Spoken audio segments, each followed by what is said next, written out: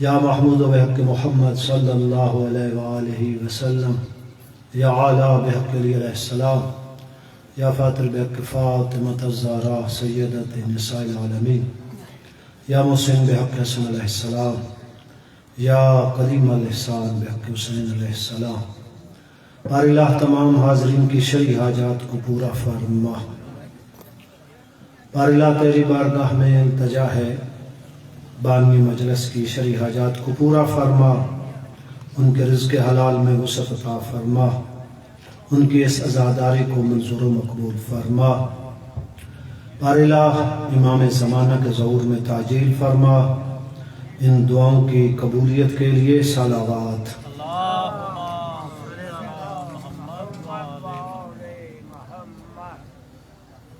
لا حول ولا قوة الا باللہ العلی العظیم۔ حسبنا اللہ ونعم الوکیل، نعم المولا ونعم النصیر۔ اعوذ باللہ من الشیطان الرجیم، بسم اللہ الرحمن الرحیم۔ الحمدللہ الذی لم یتخذ ولدا ولم یکن له شریک فی الملک ولم یکن له ولی من الذل وکبرہ تکبیرا۔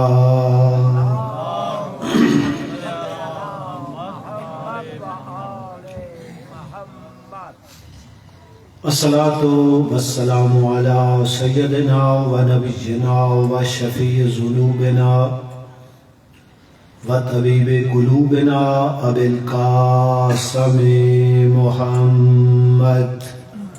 اللہم صلی علی محمد وآل محمد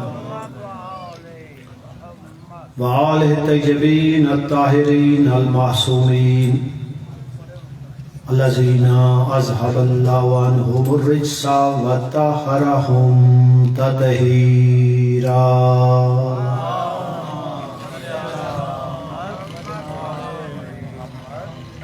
ولعنۃ اللہ علی اعدائہم اجمعین من یومنا ھذا الی یوم الدین۔ رب اشرح لی صدری ویسر لی امری واحلل عقدۃ من لسانی یفقہوا قولی۔ اما بعد، قال اللہ تعالی فی کلامہ المجید وفرقانہ الحمید وقولہ الحق۔ بسم اللہ الرحمن الرحیم۔ قل لا اسألكم علیہ اجرا الا المودۃ فی القربى۔ صلوات۔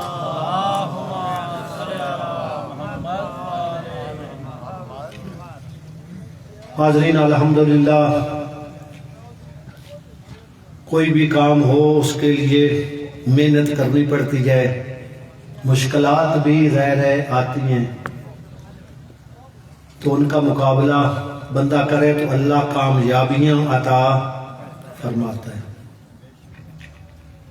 یہ عزیز بانوی مجلس سید حسن مجتبیٰ نے جہاں پہ یہ سلسلہ شروع کیا، کچھ سالوں سے بعض مشکلات بھی آئیں، مگر الحمدللہ اس محنت کا ثمر آپ دیکھ رہے ہیں۔ اکثر آپ دیکھتے ہیں کہ مدارس میں یا خاص بعض جگہیں جہاں پہ جتنا مجمع مجلس سننے والا ہو اتنا ہی نماز پڑھنے والا ہوتا ہے،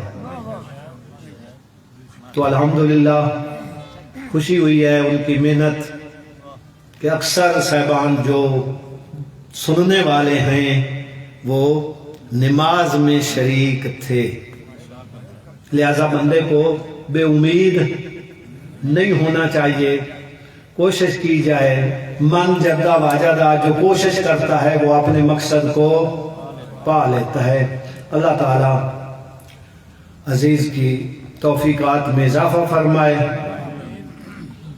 اور ان کے بزرگوں کو، اہل خانہ کو ہر طرح کی عافیت و عافیت، صحت و سلامتی عطا فرمائے، ان کے رزق حلال میں وسعت عطا فرمائے، ان کے گھر میں مالک ہر طرح کی خیر و برکت عطا فرمائے اور تمام حاضرین کو مالک دو جہاں اپنے اپنے واجبات ادا کرنے کی، محرمات سے بچنے کی توفیق عطا فرمائے۔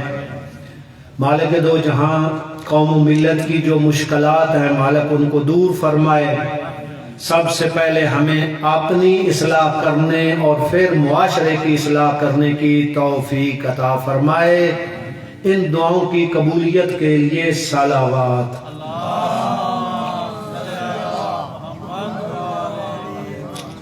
حاضرین، آدھا وقت گزر گیا ہے، گزارش یہ کرنا چاہتا ہوں، دعا عبادت اس کے اپنے اپنے درجات ہیں، مگر یہ جو محمد و آل محمد پہ درود پڑھنا ہے اس کا بہت زیادہ ثواب ہے۔ اللہم صلی علی محمد۔ روایات میں ہے، اس کا مفہوم خود آپ کی خدمت میں عرض کر دوں، آہستہ نہیں، بلند درود پڑھنے سے بندے سے نفاق دور رہتا ہے۔ بلند آواز سے صلوات۔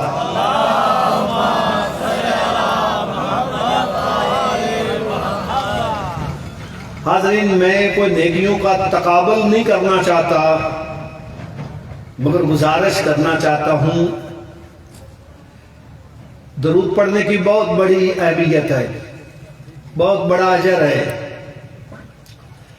کئی نیکیاں ہیں جن کے بہت زیادہ فضائل ہیں، بہت زیادہ ثواب ہے۔ اسی طرح بندے سے بعض اوقات غلطی بھی ہو جاتی ہے۔ اللہ نے جو نظام بنایا ہے انسان کے اعمال کو لکھنے کا، ایک مرتبہ صلوات پڑھ لیجیے۔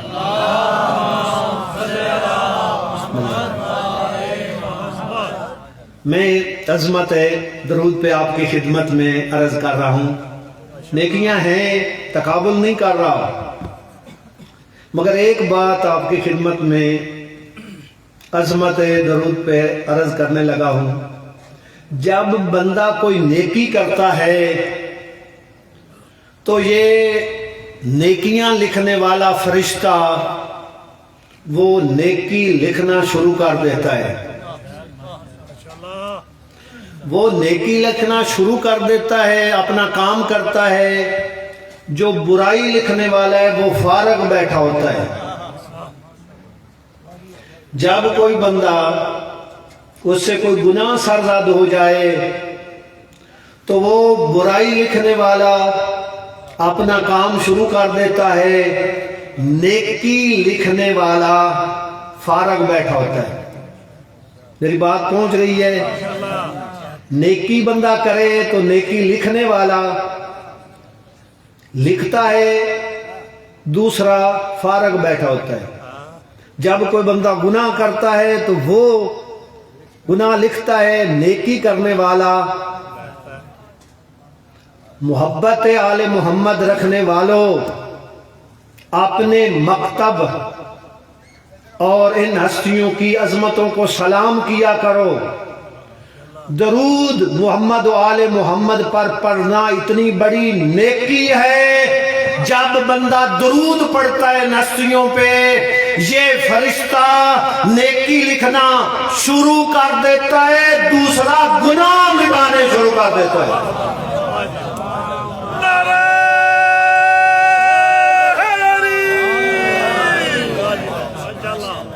حضرت اللہ اکبر، یا رسول اللہ۔ حضرت بہت بڑی انسان کے لیے سعادت مندی ہے، بندہ رات کو جو ہے نا وہ وضو کر کے سو جائے، اس کی ساری رات عبادت میں گزرتی ہے۔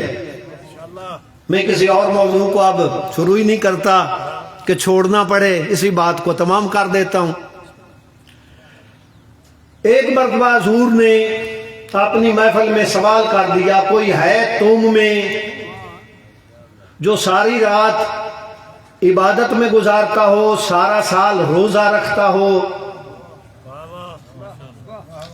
اس طرح کا جب سوال آیا، اور جو بندہ رات کو قرآن پڑھ کے سوتا ہو، کوئی ہے تم میں سے؟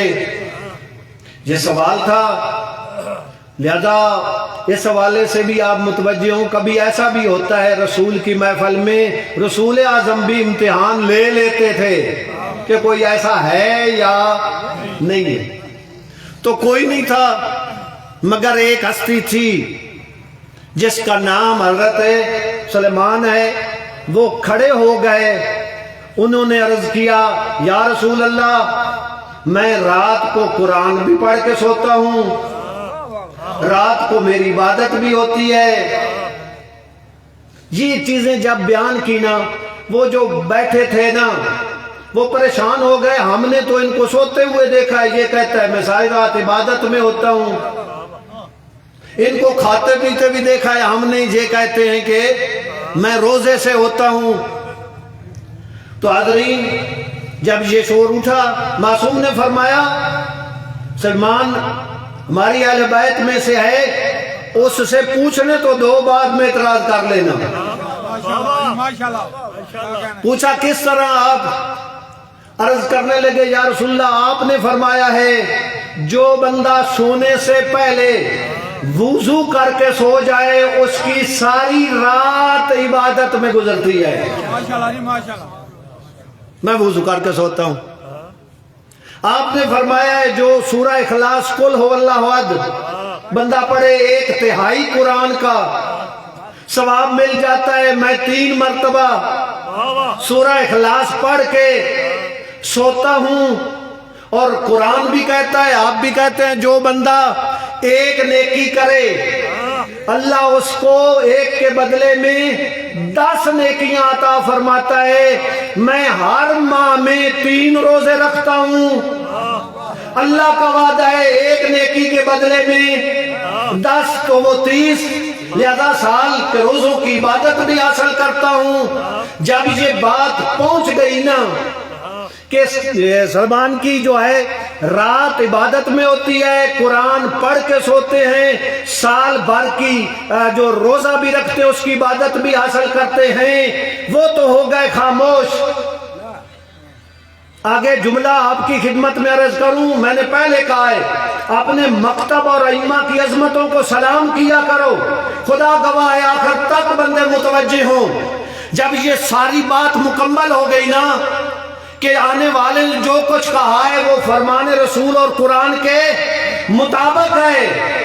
میں ایک بات کہوں، پریشان نہ ہوا کرو.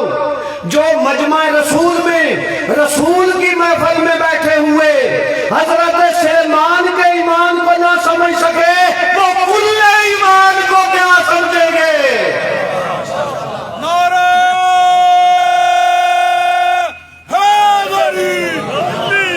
معذرت، مہمان آئے ہوئے ہیں، میں وقت سے تجاوز نہیں کرنا چاہتا. حاضرین، رسول خدا صلی اللہ علیہ وآلہ وسلم کی اپنے بیٹی کے ساتھ بہت زیادہ محبت تھی. صرف 1-2 جملے. آپ بھی سفر کرتے ہیں، میں بھی سفر کرتا ہوں. رسول خدا کی سیرت جو لکھنے والوں نے لکھا ہے، جب کبھی رسول خدا سفر پہ جایا کرتے تھے نا، سب سے آخر میں زہرا سے ملاقات کرتے تھے. جب کبھی سفر سے واپس آتے تھے نا، سب سے پہلے زہرا سے ملاقات کرتے تھے. حاضرین، سیدہ کی وہ عظمت ہے. جب بھی بی بی آتی تھی نا،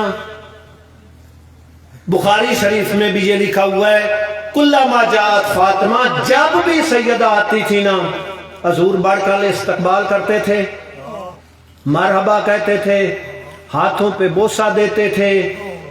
اجلسہا فی مجلسہ، اپنی جگہ پہ بطول کو بٹھاتے تھے.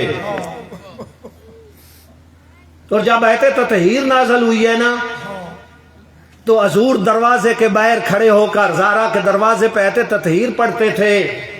بولا اندر جا کر پڑھ لیں. بیر پڑھتے تھے، گویا بتا رہے تھے زہرا کے دروازے کی عظمت کو پہچانو. حاضرین، مختصر یہ ہے کہ ابھی رسول کا کفن بھی میلا نہیں ہوا تھا. بابے کی قبر پہ آ کر کہتی تھی بابا تیرے جانے کے بعد میرے اوپر اتنی مصیبتیں آئیں، پہاڑوں پہ آتی تو ریزہ ریزہ ہو جاتے. بس آخری جملہ جب بی بی محشر کے میدان میں آئے گی نا، کس حال میں آئے گی؟ ادھر آواز آئے گی اپنے سروں کو جھکا لو، آنکھیں بند کر لو تاکہ رسول کی بیٹی گزر جائے. سب جھکا لیں گے. بعض میں ہے کہ حضرت آدم کو بھی کہا جائے گا، باقی ہستیوں کو بھی کہا جائے گا. جب کہا جائے گا تو ہمارے لیے تو ہماری بیٹی ہے، کیوں سر جھکا لیں؟ ایک آواز آئے گی جس طرح تم بیٹی کو چھوڑ کر آئے ہو اب اس حال میں نہیں آ رہی. بس آخری جملہ مورخین نے لکھا، حضور فرمائیں گے بیٹی بتا میری امت کی شفاعت کے لیے کیا لائی ہو؟ بس عزادارو، حضرت عباس کو ماننے والوں، ان کو مرشد ماننے والوں، خدا گواہ ہے ایک ہی جملہ مجھے ملا ہے جب حضور کی آواز آئے گی نا بیٹی بتا میری امت کی شفاعت کے لیے کیا لائی ہو؟ بیٹی عرض کرے گی بابا تیری امت کی شفاعت کے لیے میرے عباس کے بازو کافی ہے. انا للہ و انا الیہ راجعون.